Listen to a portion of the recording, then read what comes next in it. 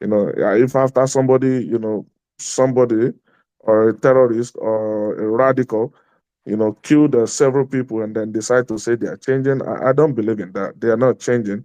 Put them behind bars, let them do the time. They committed a crime, let them do the time. They'll surrender, get them through the court system, let them, serve jail time to serve as a deterrence to other people. If you continue to, people continue to say they are surrendering and they come to you and you put them through you say you are de-radicalizing these people and reintegrating them into the society. Yeah, we are just deceiving ourselves. It's not going to work. We should just, stop playing to the gallery and stop doing lip service to, security, playing with, playing politics with people's life and playing, with people's life. It never makes sense to me, and I don't think it will ever work. Yeah, that makes sense. And if you think about it, now that you're talking about de-radicalizing all the extremists, the people that are in charge of these people, the handlers, right? The folks giving them the go ahead to go do whatever carnage, whatever massacre they're doing.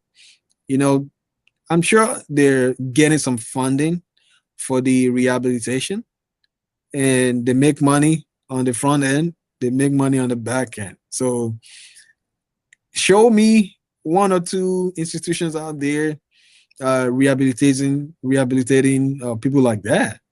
We know the prison systems in Nigeria is supposed to be a rehabilitation centers, but we know what happens in there, right? We've seen people that went in there and they come out, they share how horrible the situation is in there, how bad the food is, how bad, how poorly run um, the prison system is. So that is the government-owned rehabilitation center.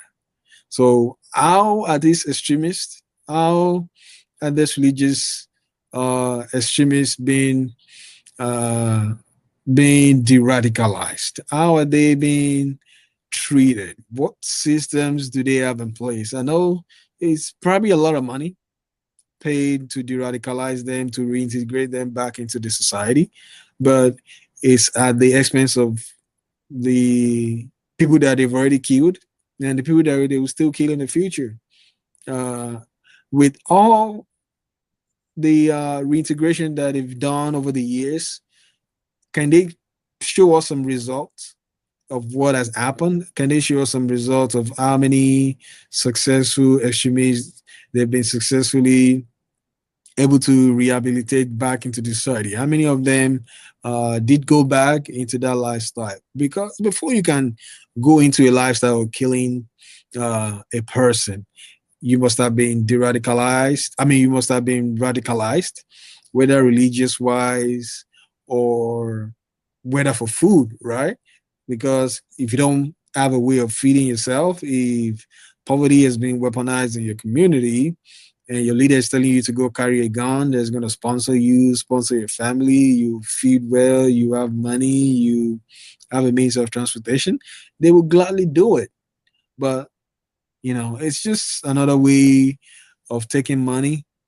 It's just another way of getting that money from the government to de radicalize all these extremists. And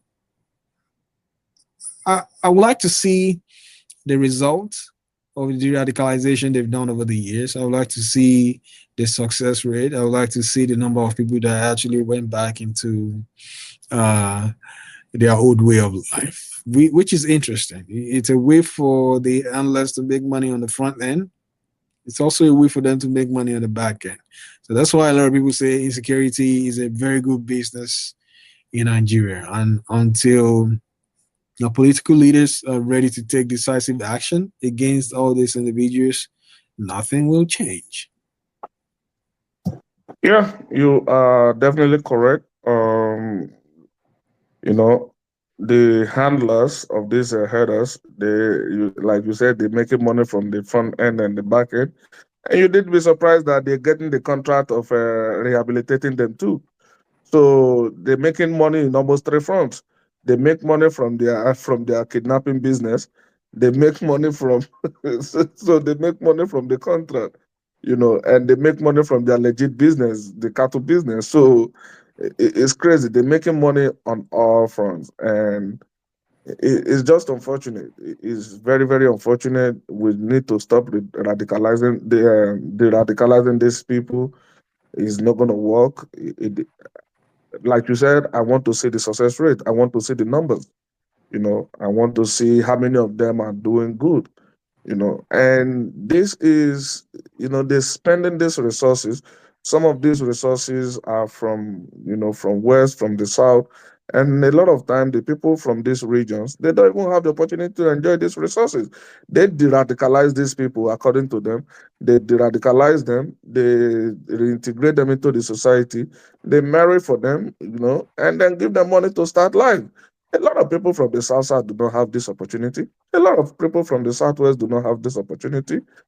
And you are telling me that you are de-radicalizing people. We need to stop playing. We need to stop playing politics with people's life. And it's so unfortunate that each successive government that comes in, they always think that the insecurity is politics, which, could be true. There is nothing that is too, big for the northerners to do for power. They are, they always strive for power. They are power trip, and they want power at all costs. There is nothing too much for them. In fact, if somebody tomorrow said, yeah, those guys have, responsible for this, I would now have reason to argue that, because they are so desperate for power that they can do anything for power. Take, for example, when this guy was a governor of Kaduna State, do you know how many Christians they killed in Kaduna State? Since he ceased to be the governor of Kaduna State, have you heard of any killing in Kaduna State? Not a single one. So these people, they can go to any length, to stay in power, to maintain power. And like I said, if somebody say they are responsible, I will not have reason to argue.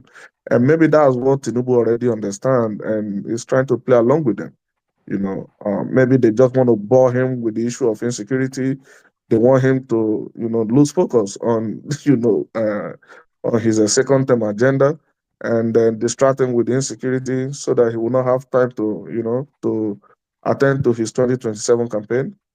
That could be another dimension to it. But regardless if it is politics or not, so long people's lives are involved, I think we need to take it serious.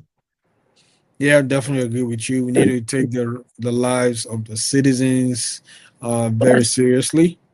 It's so sad that a Nigerian life doesn't work much, right? In the same environment, all the people that have been displaced, all the people in the IDP camps will get something from the government, right? They will be resettled. But in this situation, no one is being held accountable. No life insurance for the people that lost their lives. It's just all around sad. And hopefully, our leaders can find a permanent solution to the insecurity issues, and people can be comfortable going back to their farms, going back to living a good lifestyle. And hunger is another problem. I know we're out of town. We're out of time. Hunger is another problem. When hunger is weaponized, where poverty is weaponized, people don't think straight. Whatever you tell them, they do. So this message is for all of our leaders. So please make sure we're doing right by the people. Make sure that you're not getting rich at the expense of your people. And I'll turn it over to you for the closing comments. Yes. So I want to make a plea, okay? And this is my plea. If you are from Benue State and you have your PVC and you have the opportunity to vote, please do not vote for Aliyah. Do not return that guy back to being governor. Shetima said something during the presidential campaign. He said, good people do not make good leaders. There is a chance that that guy is a very good person on a personal level. But, he was speaking in reference to Osunbajo, that Osunbajo should be selling ice cream and stuff like that. So good leaders good people do not make good leaders because um how will I say, they are so, people like Tinubu are supposed to be leaders because sometimes their heart can be very, can be hardened to things, happening around them, and they are able to take decisive action too.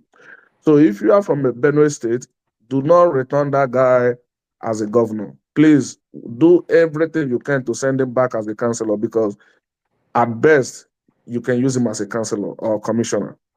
He do not have the charisma to be a leader.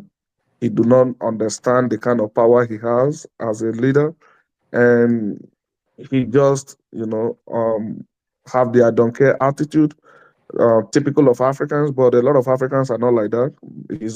I think, his own is exceptional. So if you have the opportunity to vote, please do not vote for that guy. Do not return that guy as a governor. Otherwise, if you do that, they will, you wake up tomorrow and the Fulani herdsmen will chase every single person out of Benue State. And unfortunately, we will not have yam to eat again in Nigeria. So please do not return that guy, please, please. All right. Thank you. If you haven't subscribed, go ahead and subscribe. Thank you for joining us. Make sure you engage us in the comment section. And we look forward to hearing from you. We look forward to hearing your opinion on this conversation. Once again, thank you for joining us and have a good one. Thank you.